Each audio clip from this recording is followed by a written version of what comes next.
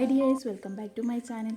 ഇന്ന് ഞാൻ വന്നിട്ടുള്ളത് നമ്മൾ ബേക്കറിയിൽ നിന്നൊക്കെ വാങ്ങിക്കൂലേ മസാല കടല, അതെങ്ങനെ പെട്ടെന്ന് നമ്മൾ വീട്ടിൽ തയ്യാറാക്കി എടുക്കുക എന്നുള്ളൊരു റെസിപ്പി ആയിട്ടാണ്. അപ്പോൾ വേഗം വീഡിയോയിലോട്ട് പോവാട്ടോ. അപ്പോൾ അതിന് വേണ്ടിയിട്ട് ഞാനിവിടെ ഒരു പാത്രത്തിലേക്ക് 1.5 കപ്പ് കടല ഇട്ട് കൊടുത്തിട്ടുണ്ട്.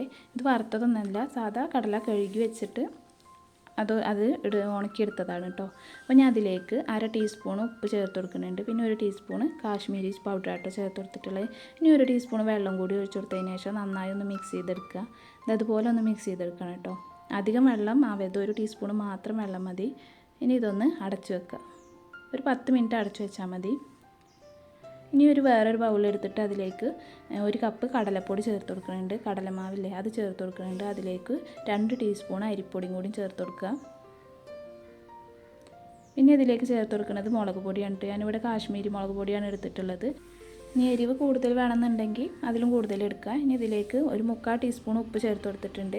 പിന്നെ 1 ടീസ്പൂൺ വെളുത്തുള്ളി ചതച്ചതും പിന്നെ കുറച്ച് കറിവേപ്പിലും കൂടി ചേർത്തെടുത്തിട്ട് കടലമാവിലെ അരിപ്പൊടിയിലൊക്കെ കട്ടകളൊക്കെ ഒന്ന് ഇതുപോലെ ഒന്ന് ഉടച്ചെടുക്കുക. പിന്നെ എല്ലാതും ഒന്ന് മിക്സ് ചെയ്തെടുക്കാൻ വേണ്ടിയിട്ട് ഇതുപോലെ മിക്സ് ചെയ്തെടുക്കുക കേട്ടോ.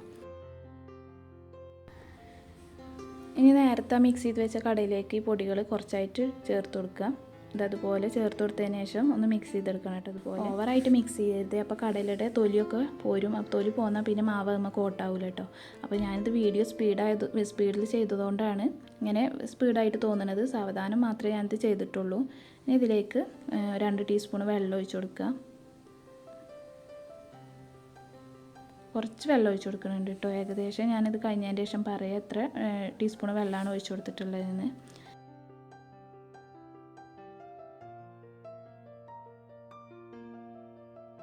ഇനി ബാക്കിയുള്ള പൊടിയും കൂടി ചേർത്ത് കൊടുക്കുന്നുണ്ട്.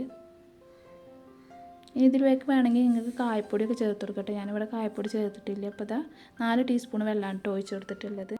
അപ്പോൾ കടല ഇവിടെ ഫ്രൈ ആവാൻ വേണ്ടി റെഡി ആയിട്ടുണ്ട്. ഡയറക്റ്റായിട്ട് മാവിലേക്ക് വെള്ളം ഒഴിച്ചിട്ട് കടല ചേർത്ത് കൊടുക്കരുത്. അപ്പോൾ ഫ്രൈ ചെയ്യുമ്പോൾ ഒന്നിച്ച് ഒട്ടിപ്പിടിക്കും. അപ്പോൾ അത് ഒട്ടിപ്പിടിക്കാതിരിക്കാൻ വേണ്ടിയിട്ടാണ് ഇങ്ങനെ ചെയ്തെടുക്കണം കേട്ടോ. അപ്പോൾ അതുപോലെ തന്നെ ചെയ്തെടുക്കണം. ഡയറക്റ്റ് വെള്ളം ഒഴിച്ചിട്ട് മാവിലേക്ക് കടല ഇട്ട് കൊടുക്കരുത്. ഇനി ഇതൊന്ന് ഫ്രൈ ചെയ്തെടുക്കാം. അപ്പോൾ അത് ഫ്രൈ ചെയ്തെടുക്കാൻ വേണ്ടിയിട്ട് ചട്ടി ചൂടായപ്പോൾ ഓയിൽ ഒഴിച്ച് കൊടുത്തിട്ടുണ്ട് കേട്ടോ.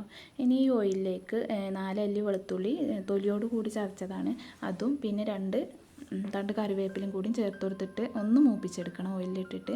അപ്പോൾ ഇങ്ങനെ ചെയ്തെടുക്കണത് ആ ഓയിലിലേക്ക് ഈ വെളുത്തുള്ളിയുടെയും കറിവേപ്പിലയുടെ ഒക്കെ ഫ്ലേവർ ഇറങ്ങാൻ വേണ്ടിയിട്ടാണ്. അപ്പോൾ ഇതുപോലെ ഒന്ന് മൂപ്പിച്ചെടുത്തിട്ടുണ്ട്.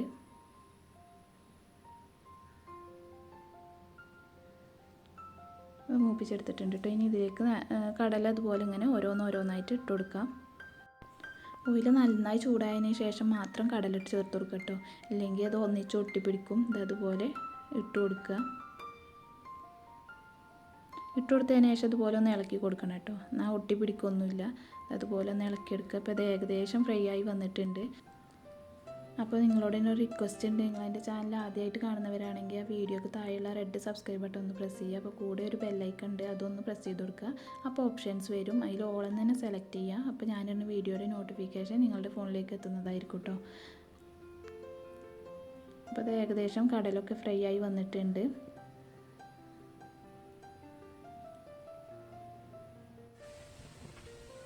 ഇനി ഇത് ഓയിലിൽ നിന്ന് കോരി മാറ്റാം.